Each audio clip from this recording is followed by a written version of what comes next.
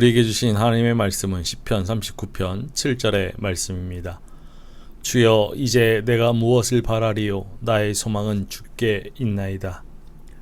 오늘 우리에게 주신 하나님의 말씀이 오늘이라는 시간 속에 새롭게 새겨지는 새 말씀이 되어서 주와 함께 가는 생명의 길 위에 새 노래로 울려 퍼지기를 소망합니다.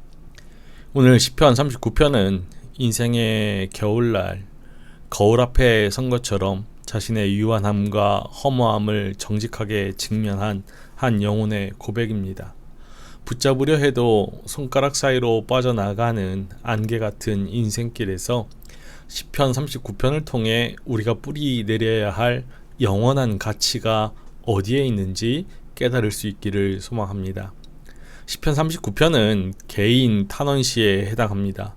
이 시는 치명적인 고통, 곧 질병과 이로 인한 소외감, 그리고 좌절감이라는 삼중고에 시달리는 자의 간구입니다.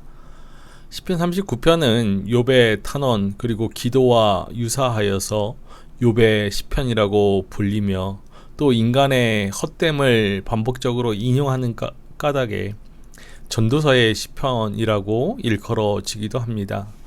오늘 시편 39편의 표제어는 다윗의 시, 인도자를 따라 여두둔 형식으로 부르는 노래인데, 여두둔은 다윗에 의해 임명되어서 성막 예배에서 음악을 담당했던 사람입니다. 여두둔은 다윗의 시대에 아삽, 헤만 이런 사람들과 더불어서 악장으로 섬긴 사람이죠. 그래서 오늘 시편 39편은 다윗이 지은 시를 악장 여두둔이 붙인 곡으로서 인도자를 따라서 회중이 부르는 찬양입니다. 39편은 37편과 연관지어서 읽을 필요가 있습니다. 지금 다윗은 악한 자들의 번영과 폭행으로 인해서 심적 고통을 받고 있습니다. 의롭고 선하게 살기를 결심한 사람에게 악한 자들의 번영과 폭행은 큰 시험거리가 되죠.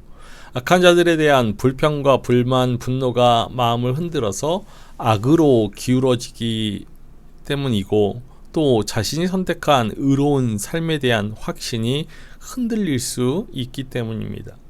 게다가 다윗은 지금 중병에 걸려 고통받고 있습니다. 내가 말하기를 나의 행위를 조심하여 내 혀로 범죄하지 아니하리니 악인이 내 앞에 있을 때에 내가 내 입에 재갈을 먹이리라 하였도다. 내가 잠잠하여 선한 말도 하지 아니하니 나의 근심이 더 심하도다. 내 마음이 내 속에서 뜨거워서 작은 소리로 읊조릴 때에 불이 붙으니 나의 혀로 말하기를.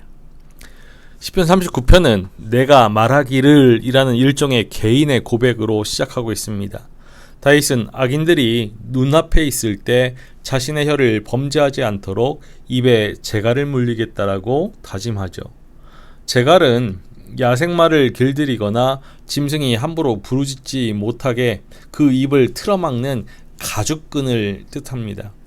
다윗이 자신의 입에 이 같은 재갈을 물리겠다라고 한 것은 고난의 한 복판에서 터져 나오려는 그런 인간적인 원망, 불평, 그 저주의 에너지를 스스로 완벽하게 통제하겠다라는 치열한 영적 자기 절제의 표현입니다.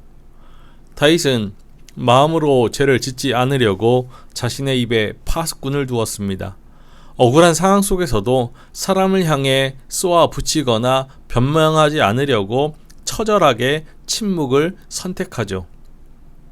그러나 그 거룩한 묵언 수행이 길어질수록 그의 내면에서는 겉으로 표현하지 못한 고통과 슬픔이 더 깊이 골마 터집니다.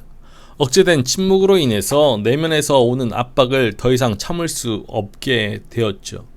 심장이 속에서 뜨거워지고 작은 소리로 읊조릴 때 마침내 불이 붙어 그는 사람이 아닌 하나님을 향해 입을 열어 부르짖기 시작합니다.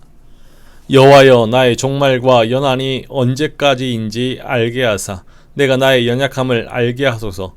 주께서 나의 날을 한 뼘 길이만큼 되게 하심에 나의 일생이 주 앞에는 없는 것 같사오니 사람은 그가 든든히 서 있는 때에도 진실로 모두가 허사뿐이니이다.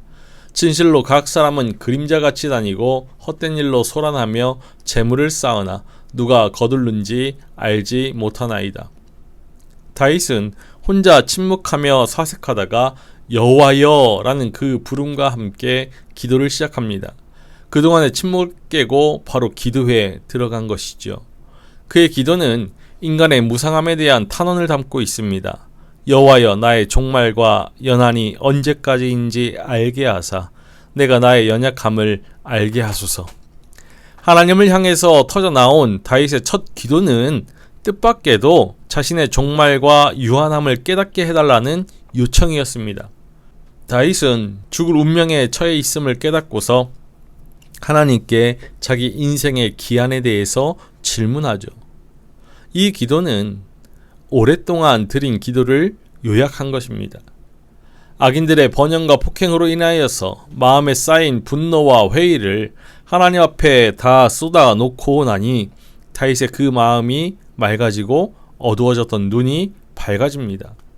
그는 인생이 짧은 기한, 곧 한 뼘 길이에 지나지 않으며 하나님 앞에서 마치 자신이 없는 존재와 같다라는 사실을 깨닫죠. 여기서 한 뼘 길이는 내 손가락의 넓이 약 10cm를 뜻합니다. 이것은 구약의 도량형에서 가장 짧은 길이를 지칭하는 단위입니다. 우주적인 하나님의 그 시간 앞에서 인간의 한 평생은 그저 한 뼘 크기에 불과한 것이죠. 다윗은 인생의 본질이 허사, 헛된 일, 헛될 뿐임을 깨닫습니다. 이 시편 39편에서 반복되는 허사는 히브리어로 헤벨인데 이는 전도서의 핵심 단어인 입김, 안개, 신기루를 뜻합니다. 추운 겨울날에 입에서 나와서 잠시 눈에 보이다가 이내 흔적도 없이 사라지는 입김처럼 인간이 세상에서 대단한 성취를 이루고 든든히 서 있는 것 같아도 하나님 없이는 순식간에 사라질 그런 허무한 그림자일 뿐이라는 존재론적인 선언입니다.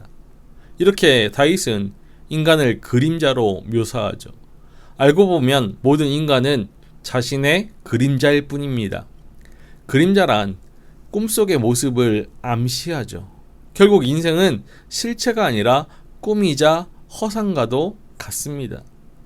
그림자같이 다니고 라는 표현에서 다니고 라는 이 히브리어 동사는 강조 제귀 용법으로 사용되어서 앞뒤로 왔다 갔다 하다 라는 뜻인데 인간의 노력의 그러한 무익함을 상징적으로 묘사하여서 강조하는 표현입니다. 또한 인생은 진실로 헛된 일로 소란만 피웁니다 라고 합니다. 인간들은 자신의 운명이 어떻게 될지도 모르고서 일평생 재물을 쌓는 일에만 혈안이 되어 있습니다. 그것을 누가 거두어 드리는지도 모르고 있죠. 인간이 아무리 든든히 서 있는 것 같아도 진실로 허사뿐이며 재물을 쌓으나 누가 거둘지는 알지 못하는 허무한 존재일 뿐입니다. 인간의 무상함에 대한 이 다윗의 탄원은 어쩌면 하나님의 자비와 개입을 암시적으로 호소하는 것일지도 모릅니다. 인생의 철저한 허물을 깨달은 다윗은 비로소 영원한 삶의 도약대를 발견하죠. 주여 이제 내가 무엇을 바라리요 나의 소망은 주께 있나이다.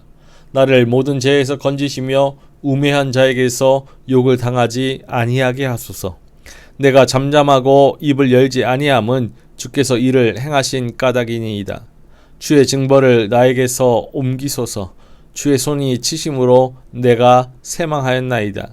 주께서 죄악을 책망하사 사람을 징계하실 때 그 영화를 좀먹음같이 소멸하게 하시니 참으로 인생이란 모두 헛될 뿐이니이다.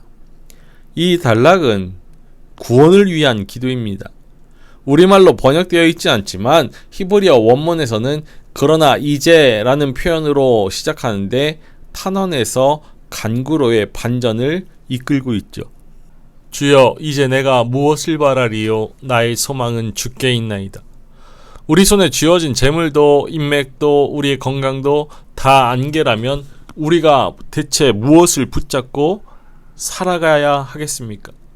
인생의 허무함을 깨달은 다윗은 진정한 소망을 발견하죠.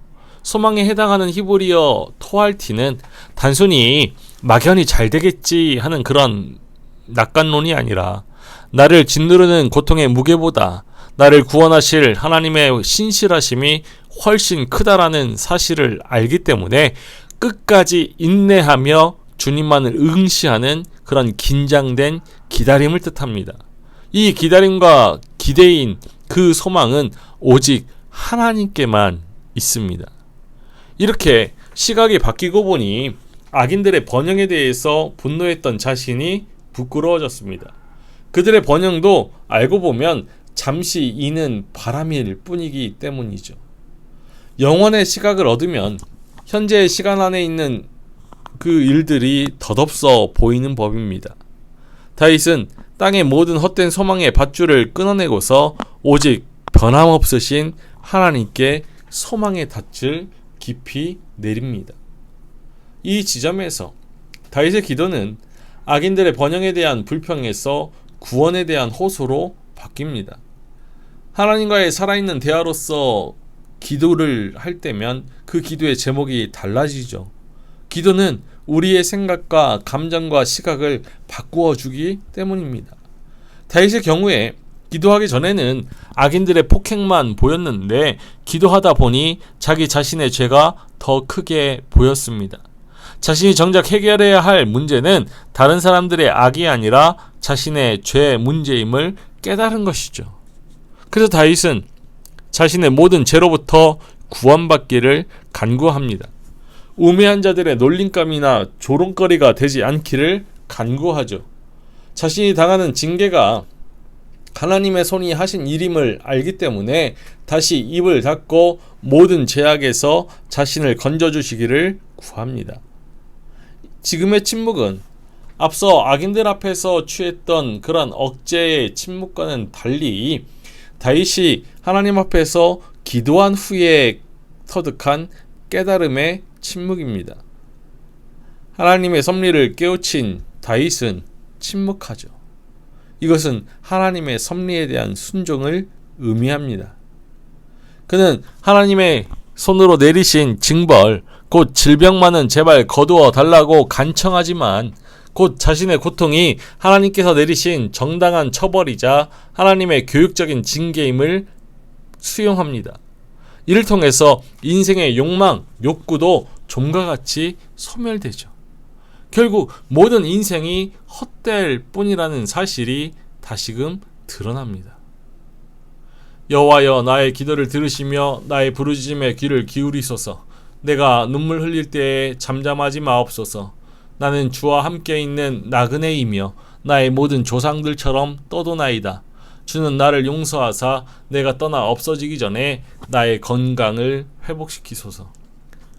시편 39편은 하나님의 자비 없이는 단 한순간도 살 수 없는 나그네의 눈물을 쏟아내며 마무리됩니다. 다윗은 눈물로 호소하며 하나님의 응답을 간절히 기다리죠. 그리고 자신이 나그네이자 거류민이라고 말합니다. 나그네와 거류민은 혈연 관계나 결속력 있는 그런 공동체 외부에서 떠도는 무방비 상태의 사람을 가리킵니다. 다윗은 인생의 덧없음을 지금까지 허사, 헛된 일, 또한 헛될 뿐이라는 단어로 표현하였는데 지금 여기에서는 나그네와 거류민의 삶이라는 그 단어를 사용하여서 인생의 허무함을 다시금 강조합니다. 이렇게 다윗은 이 땅이 자신의 영원한 정착지가 아님을 고백하죠. 하나님의 눈앞에 잠시 머물다 떠나는 나그네이기 때문에 하나님께서 나를 보살펴 주지 않으시면 갈 길을 잃어버린 연약한 존재임을 아뢰고 있는 것입니다. 주는 나를 용서하사 내가 떠나 없어지기 전에 나의 건강을 회복시키소서라는 다윗의 기도는 절박하고 독특하죠. 지금까지 다윗은 자신의 죄와 문제에서 구원받기를 원했습니다. 근데 여기서는 인생이 완전히 끝나서 무대 뒤로 사라지기 전에 하나님의 은혜의 얼굴빛을 한 번만 더 비추어 주셔서 영혼의 호흡을 돌리게 해달라는 눈물로 호소합니다. 이 간구는 죽음을 앞두고 자신을 치신 분이자 유일한 치료자 되시는 하나님을 향한 욥의 간구와도 비슷합니다. 다윗은 이렇게 다시 한번 구원을 호소하면서 기도를 마치죠.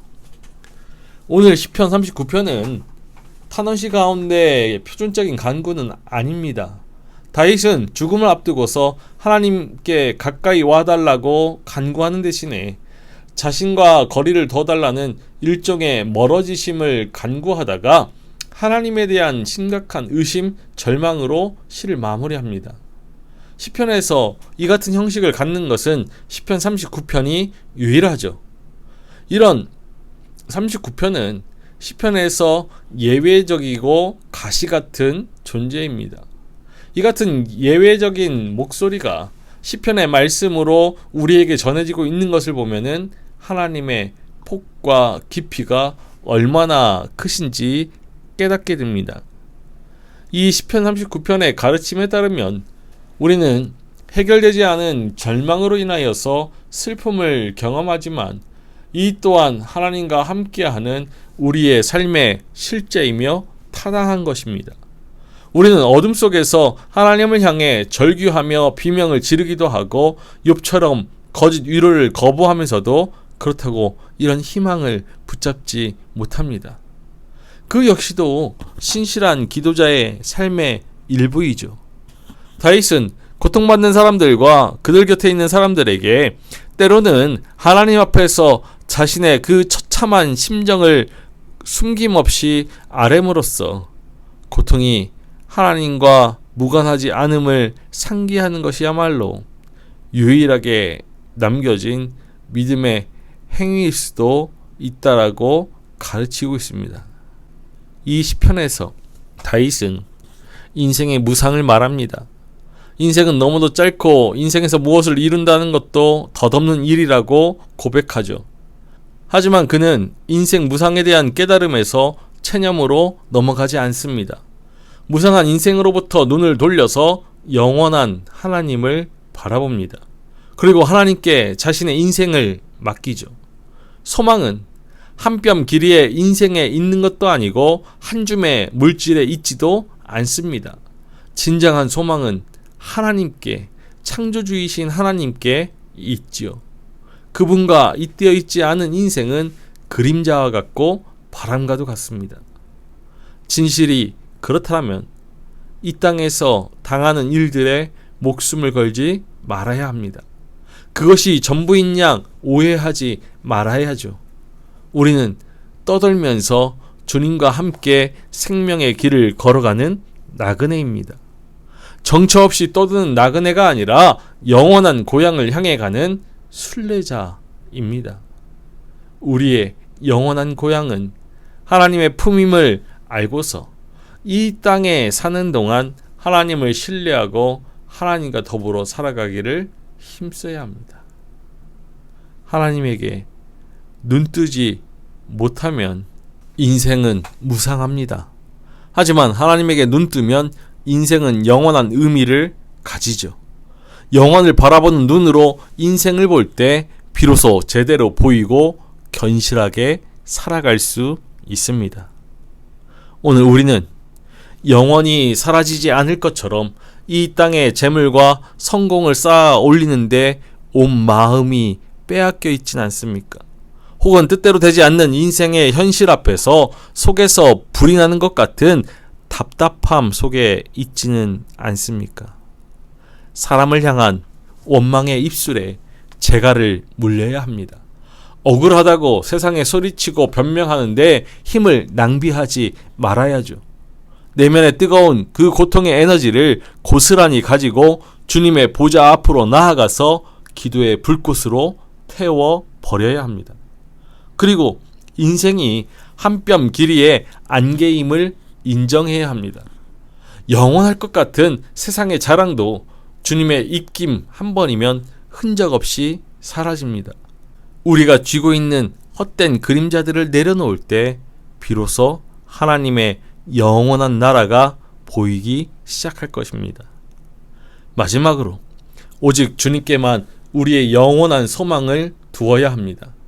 내가 무엇을 바라리요? 라는 이 고백은 포기가 아니라 진짜를 발견한 거룩한 선포입니다.